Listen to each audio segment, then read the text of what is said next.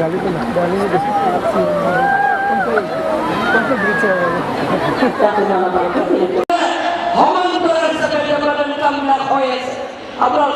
আপনাদের শুভ আগতে গতিকে আমি একেলগে সকলোকে আমি একেলগে উঠি অকল পুনৰবাৰ আমি একেলগে জানে কাৰ্বিয়াং লগত স্থায়ী শান্তি আৰু শান্ত যিমানখিনি কাৰ্বিয়াংৰ মিলিটেন্ট গ্ৰুপৰ লগত অলপ আলোচনা কৰি শান্তি চুক্তি কৰি আনিছে যাতে কাৰ্বিয়াংৰ Parliament peace, Sai Hanti, Anasarthak, Tekate, Kendra Sarkar, Mukhyamantri, Abhiyan, Allah Palosna Kore, Hanti Sukti Kore, Depu Bhajanarana, Hey Jongarse, Dr. Himanta Viswarma Tavaya, Okula Hato, Avata Pura Dekha Paise, Karyamla Hongat, এই দুই জাতি লগত সংঘাত আপোনালোকে দেখা পাইছে কিন্তু এতিয়া শান্তি চুক্তি হোৱাৰ পিছত কাৰ্বিয়াংৰ লগত তেখেতে যেতিয়া স্বাস্থ্যমন্ত্ৰী আছে আধাৰা চাপৰ কৰিছে ডিব্ৰু মেডিকেল কলেজ কিন্তু কংগ্ৰেছৰ সহমত যে ডিব্ৰু মেডিকেল কলেজ বন্ধ হৈ আছে তেতিয়া ডক্টৰ হিমন্ত বিশ্ব শৰ্মাই ডিজিটেল অফিসত ডিব্ৰু মেডিকেল কলেজ সম্পূৰ্ণ হৈছে আৰু 100% এমবিবিএছ ডক্টৰ পাছ কৰা হৈছে স্যাৰ আজি কিমান লোকক বিতৰণ কৰিছে কৰিমে আজি কৈছে যে গৌৰৱ গগৈ পদত্যাগ কৰিব তেওঁ দাবী জনাইছে অলপ কোনে জনাইছে কৰিম চৰকাৰ আনসুৰ প্ৰাক্তন এইটো কংগ্ৰেছৰ ভিতৰৰ কথা আমি বিচাৰিছিলোঁ যে শিৱসাগৰক ধুবুৰী বনাম বুলি কোৱাৰ পিছত গৌৰৱ গগৈয়ে এই ব্যক্তিজনক পাৰ্টিৰ পৰা বহিষ্কাৰ কৰিব বহিষ্কাৰ নকৰিলে ব্যক্তিজনে আজি ৰাইজৰ হেঁচাত পদত্যাগ কৰিল কিন্তু গৌৰৱ গগৈয়ে কোনো ভূমিকা পালন নকৰিল আমি তেওঁৰ পৰা কিয় ভূমিকা পালন কৰাটো বিচাৰিছিলোঁ কাৰণ তেওঁ যোৰহাটৰ এজন MP শিৱসাগৰ তেওঁৰ MP এৰিয়াৰ ভিতৰত পৰে ইয়াৰ পৰা বুজা যায় যে গৌৰৱ গগৈৰ মৰম যোৰহাট বা শিৱসাগৰৰ প্ৰতি নহয় গৌৰৱ গগৈৰ মৰম মিয়াৰ প্ৰতি বেছি আছে আমি গৌৰৱ গগৈৰ নিৰাপত্তাক বা গৌৰৱ গগৈ যে কোনো পদক্ষেপ নললে তাৰ বাবে আমি গৌৰৱ গগৈক গৰিহণা দিছোঁ আৰু স্যাৰ কংগ্ৰেছে আজি যিটো বিহুৰ শুভেচ্ছা জনালে ভোগালী বিহুৰ শুভেচ্ছা মেজিৰ ঠাইত তেওঁলোকে বাজপেয়ী ভৱনটো হেৰি কৰিছে আমাৰ অসমীয়া মানুহৰ বাবে বিহু আমাৰ এটা জাতীয় উৎসৱ মেজি আমি কিয় জ্বলাওঁ কাৰণ জুইৰ বা অগ্নিয়ে অমংগল বা আন্ধাৰক ধুই যাওঁ মেজি জ্বলোৱাৰ পৰিৱৰ্তে কাৰোবাৰ ঘৰ কাৰোবাৰ বিল্ডিং কাৰোবাৰ অফিচ এইটো বিহুৰ মানসিকতা নহয় এইটো হিংসাৰ মানসিকতা এইটো ঘৃণাৰ মানসিকতা অসমীয়াই বহাগ বিহুৰ দিনা মাঘ বিহুৰ দিনা কাতি বিহুৰ দিনা কাকো হিংসা নকৰে আমি এটাই কামনা কৰোঁ যে সকলো পৰিয়ালৰ পৰা মেজিৰ জুয়ে অমংগল অতৰাই লৈ যাওঁ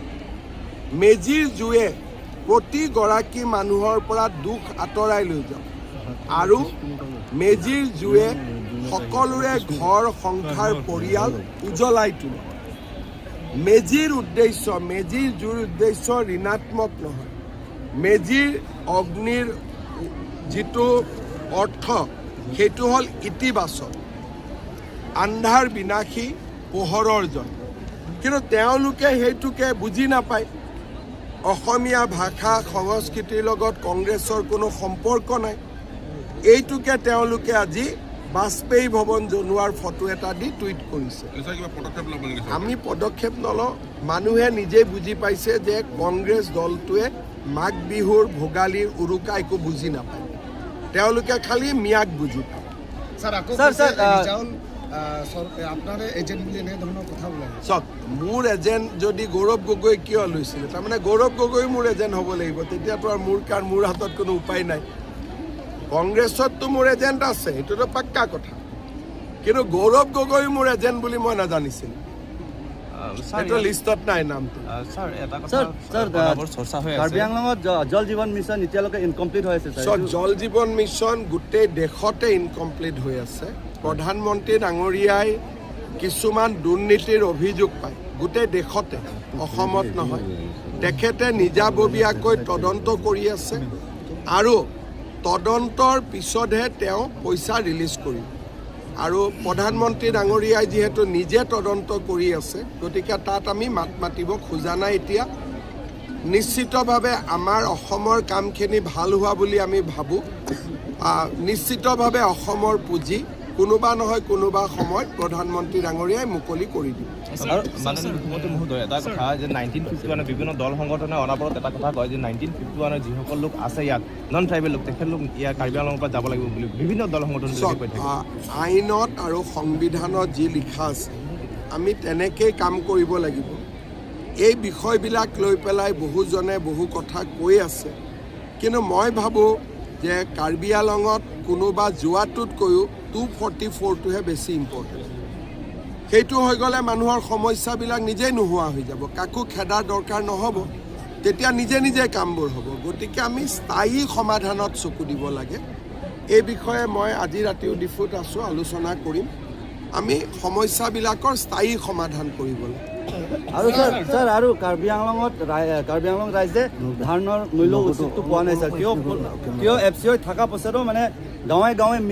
মিল বহাই সিহঁতে কম দামৰ পৰা ধান কিনিহে এতিয়া এইটোতো কৰিব নোৱাৰে আমিতো 2600 টকা দি আছোঁ নহয় স্যাৰ এতিয়া কাৰ্বি আংলঙত বহুত কম দামে ৰেট চলি আছে আচ্ছা যদি তেনেকুৱা আছে মই কালি অফিচাৰ পঠাম কাৰ্বি আংলঙৰ ৰাইজে এটা কথা বুজিব লাগে যে চৰকাৰে 2670 টকা ধান কিনি আছে মই আজি DCSPক চবত কম কোনোবাই যদি মাজৰ মানুহে ধান কিনি আছে আমি এৰেষ্ট কৰিব লাগিব স্যাৰ মিলটো গাঁৱৰ মিল থকাৰ কাৰণেহে এনেকৈ হৈছে স্যাৰ এটা মিল কাৰ্বি আংলং কাউন্সিলেও বনাব পাৰে ৰাজহুৱা কৰি প্ৰত্যেক 5টা সমষ্টিত 5টা মিল মই কথা পাতি লওঁ বাৰু স্যাৰ মিজুম আৰু লাংকাইজান স্যাৰ মিজুম আৰু লাংকাইজান অঞ্চলত স্যাৰ 30খনকৈ গাঁও অধিক আছে স্যাৰ আজিলৈকে মানে কাৰেণ্টৰ পোহৰ আজিলৈকে দেখা নাই স্যাৰ মোক আজি আপুনি কৈছে মই এতিয়া লিষ্টখন লৈ লওঁ কৰি দিম ডিফু বিধানসভা অঞ্চলত হৈছে মই উইদিন এ 1 মান্থ কাম ষ্টাৰ্ট কৰিম স্যাৰ আজি আপুনি মোক লিষ্টখন বনাই তুলিৰাম ৰঙাঙক আজি দি দিব মই লগে লগে ষ্টাৰ্ট কৰিম सर PTI के लिए आज बिहू का उत्सव है तो आप क्या मैसेज देना चाहेंगे आज असम वासियों का ओर से मैं पूरे देशवासियों को बिहू का शुभेच्छा देता हूँ ये हमारे माघ बिहू है मकर संक्रांति है असम के लिए आज बहुत ही पावन दिन है मैं पूरा देशवासियों को भोगाली बिहू का माघ बिहू का शुभकामना देता हूँ सर जो बगरुम्बा डांस होने वाला है सतर मोदी जी आने वाले हैं तो उनके बारे में क्या बोलना चाहेंगे हमारे असम का एक ट्राइबल समूह है जिसका नाम बोडो है बहुत बड़ा जनगोष्ठी है ये बोडो का जो डांस है इसको बागरुम्बा बोलते हैं 17 को प्रधानमंत्री जी आएगा 10,000 से ज़्यादा युवाओं ने ये बागरुम्बा डांस का एक सामूहिक प्रदर्शन करेगी सर करगिल में देखा गया कि जो महागठबंधन एक बना है जो APSLC और कांग्रेस सबको लेके और तो इससे आप देखिए APSLC या कांग्रेस का कोई एजेंडा नहीं है और ये लोग घृणा चाहते हैं हम लोग प्रेम और मोहब्बत चाहते हैं तो इसीलिए आपने देखा होगा अभी सारे गांव का मालूम ही है कितना हमको प्यार करते हैं आप लोग तो खुद ही देखा है चुनाव का परिणाम तो उसी से ही आपको पता चल जाना चाहिए इस बार 126 में 26 रहेगा सर 22 तो हम नहीं जीतेगा 160 सीट में हम लोग प्रयास करेगा आप लोग जितना जिताएगा उतना जीतेगा স্যার স্যার অসমত প্ৰায় 80 লাখ যোগী মানুহ নাথ যোগী আজি অসমত কিমান আছে তো নাজানো 2027 চনত জনগোষ্ঠী হিচাপত চেঞ্চাছ হ'ব যেনেকৈ মই নাথ এইবাৰ চেঞ্চাছত মই নাথ লিখিম এইবাৰ চেঞ্চাছত মই নিজক চুতীয়া বুলি লিখিম আহোম বুলি লিখিম 27 চনৰ চেঞ্চাছৰ পিছত আমি গম পাম অসমত কোন জনগোষ্ঠীৰ কিমান মানুহ আছে। কিন্তু ইমান ডাঙৰ এটা সংগ্ৰাম চলি আছে ছাৰ, আপুনি মোৰ লগত আলোচনা চলি আছে, অৰবিন্দ নাথৰ লগত মই যোগাযোগত আছোঁ। কেইদিনমান আগতেতো শ্বহীদ মনবৰ নাথৰ শ্বহীদ স্তম্ভও উদ্বোধন কৰিলোঁ। নাথ সম্প্ৰদায়ৰ মানুহৰ লগত মোৰ বহুতে ভাল সম্পৰ্ক, আমি কথা বতৰা পাতি থাকোঁ। 2 এদিনতে মই মাতিমো তেওঁলোক। স্যাৰ কাৰ্বি আংলঙত যথেষ্টখিনি ৱেব পৰ্টেল বেছিকৈ গঢ় লৈ উঠিছে কাঠফুলাৰ দৰে, আৰু ইয়াত যিহেতু কোনো ধৰণৰ ক্ৰাইটেৰিয়া এই পৰ্যন্ত লোৱা নাই বা চৰকাৰখনে কিবা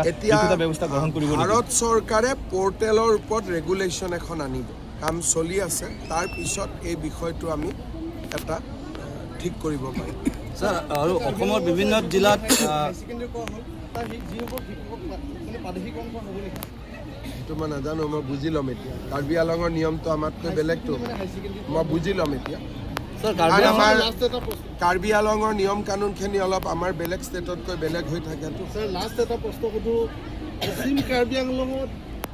আজিলৈকে কোনো ছায়েন্স ষ্ট্ৰীম নাই। জনজাতীয় লোক ইমান আছে, তাত এখন জিলা হয়, কিন্তু আজিলৈকে অসম চৰকাৰে আমাৰ কলেজৰ কনষ্ট্ৰাকশ্যন হৈ গ'ল, তাতে ছায়েন্স থাকিব। ফেব্ৰুৱাৰী মাহত ৰণোজ পেগু আহি তাক উদ্বোধন কৰিব। College already building complete. High ছেকেণ্ডেৰীবিলাকতো ফিডাৰ কলেজ আমি বনাব লাগিব। স্যাৰ অসমৰ বিভিন্ন জিলাত ইলিগেল মাইনিংকেইটা বন্ধ কৰা হৈছে, কিন্তু ইয়াত কাৰ্বি আংলঙত চাওক, কাৰ্বি আংলঙৰ কথা বতৰাত আমি নিজে বৰ বেছি নোসোমাওঁ, কাৰণ ইয়াতে আপোনালোকক অটনমি দিয়া আছে। গতিকে আপোনালোকে যদি কমপ্লেইন দিয়ে মই হাত দিব পাৰিম, কিন্তু কমপ্লেইন নিদিলে অসম চৰকাৰে নিজে নিজে কাৰ্বি আংলঙৰ মাজত সোমাই গ'লে মানুহে আকৌ আমাকে ধৰিব যে আমি 6 শিডিউলটো বেয়া কৰি আছোঁ। সেইকাৰণে কোনোবাই যদি মোক কমপ্লেইন দিয়ে যে অমুক জেগাত মাইনিং হৈ আছে, মই ডেফিনেটলি একশ্যন ল'ম, কিন্তু কমপ্লেইনটো কাৰ্বি আংলঙৰ পৰা হ'ব লাগিব। হ'ব।